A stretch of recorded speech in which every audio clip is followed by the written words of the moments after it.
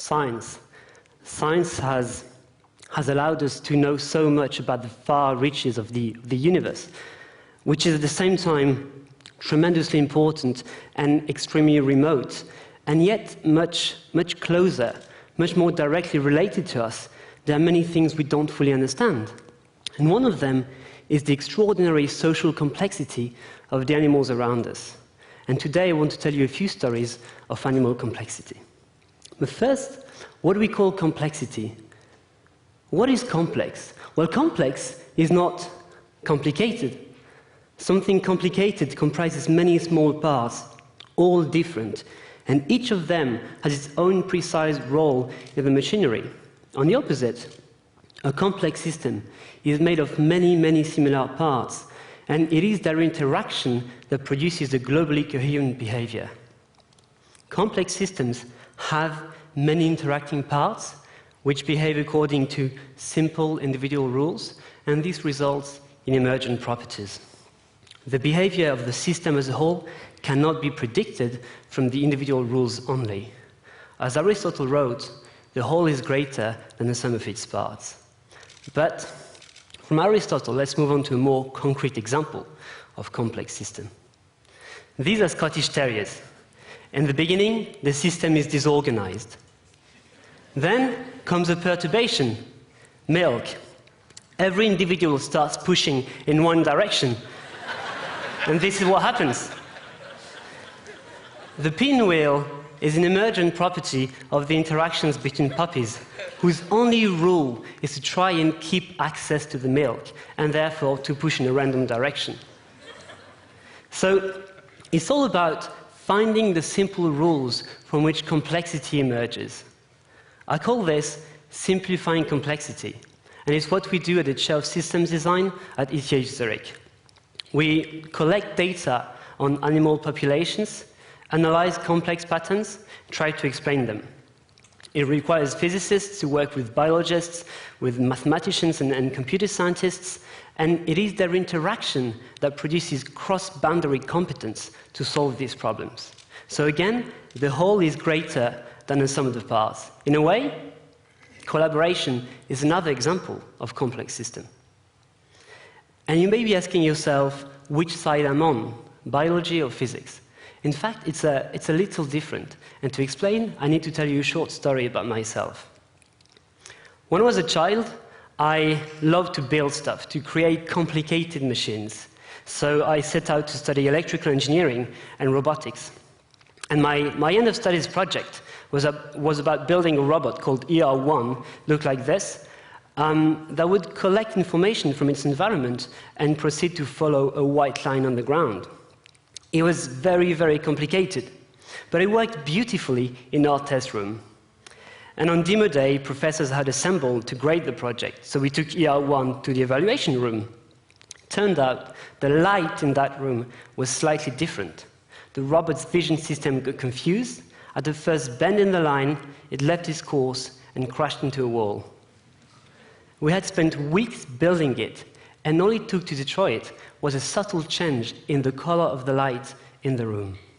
That's when I realized that the more complicated you make a machine, the more likely that it will fail due to something absolutely unexpected.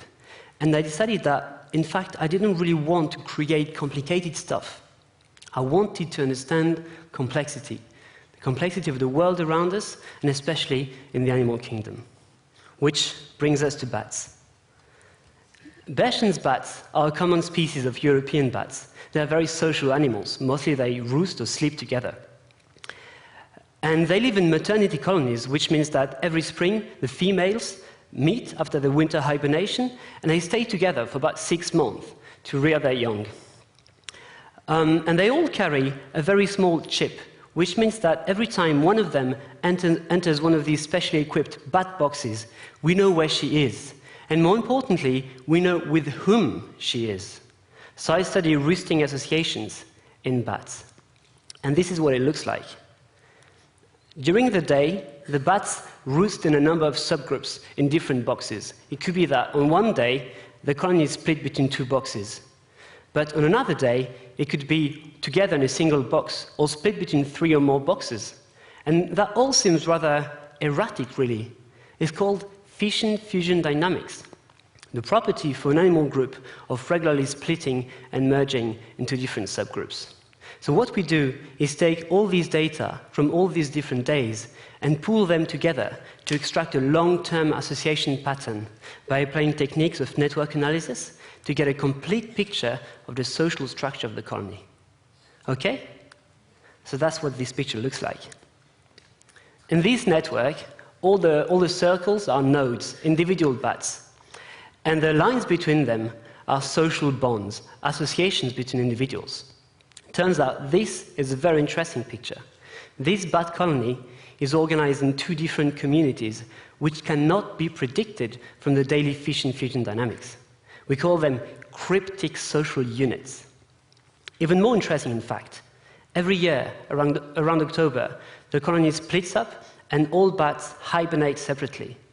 But year after year, when the bats come together again in the spring, the communities stay the same.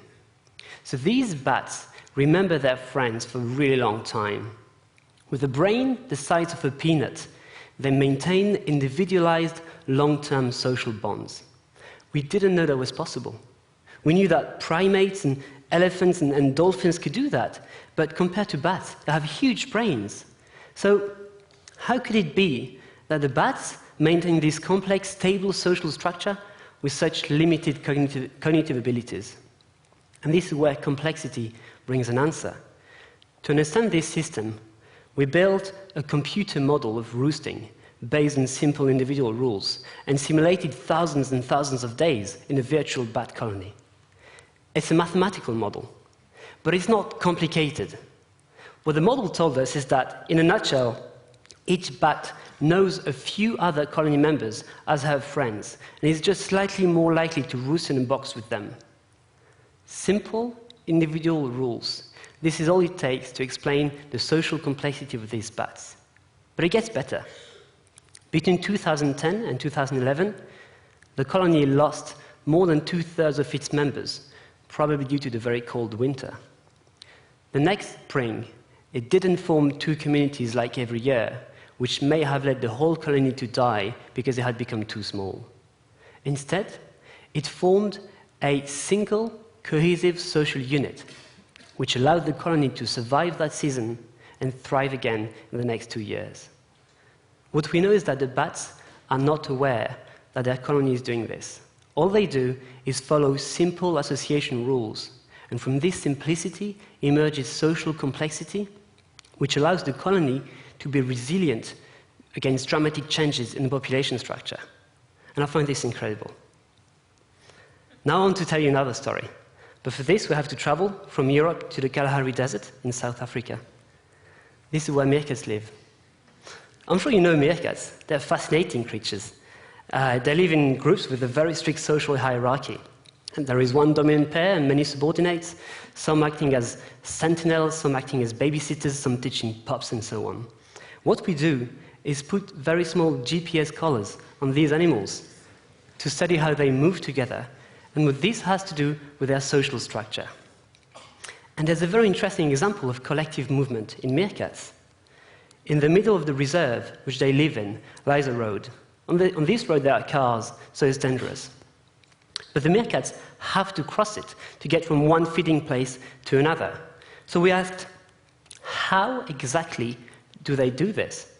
We found that the dominant female is mostly the one who leads the group to the road. But when it comes to crossing the road, she gives way to the subordinates. A matter of saying, go ahead, tell me if it's safe. And what I didn't know, in fact, was what rules in their behavior the meerkats follow for this change at the edge of the group to happen, and if simple rules were sufficient to explain it. So I built a model of simulated meerkats crossing a simulated road. It's a simplistic model. Moving meerkats are like random particles whose unique rule is one of alignment. They simply move together. When these particles get to the road, they sense some kind of obstacle and they bounce against it. And the only difference between the dominant female, here in red, and the other individuals is that for her, the height of the obstacle, which is in fact the risk perceived from the road, is just slightly higher.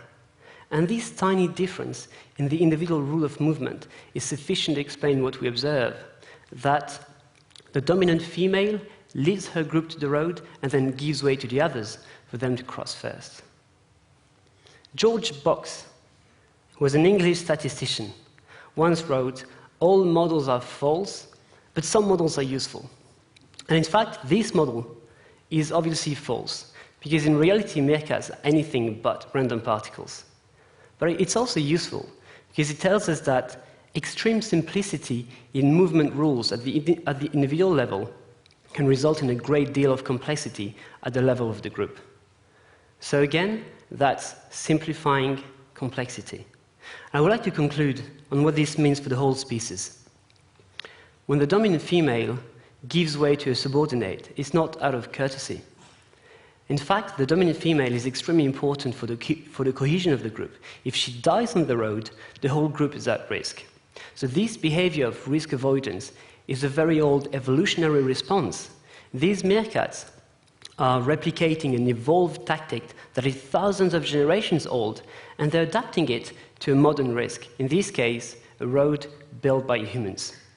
They adapt very simple rules, and the resulting complex behavior allows them to resist human encroachment into their natural habitat. In the end, it may be bats who change their social structure in response to a population crash, or it may be meerkats who show novel adaptation to a human road, or it may be another species. My message here, and it's not a complicated one, but a simple one of wonder and hope. My message here is that animals show extraordinary social complexity, and this allows them to adapt and respond to changes in their environment. So in 3 words, in the animal kingdom, simplicity leads to complexity, which leads to resilience. Thank you.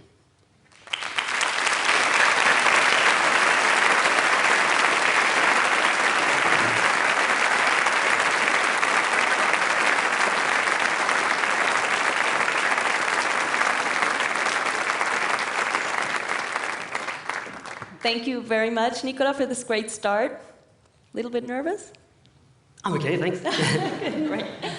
I'm sure a lot of people in the audience somehow tried to make associations between the animals you were talking about, the bats, meerkats, and humans. You brought some examples. The females are the social ones.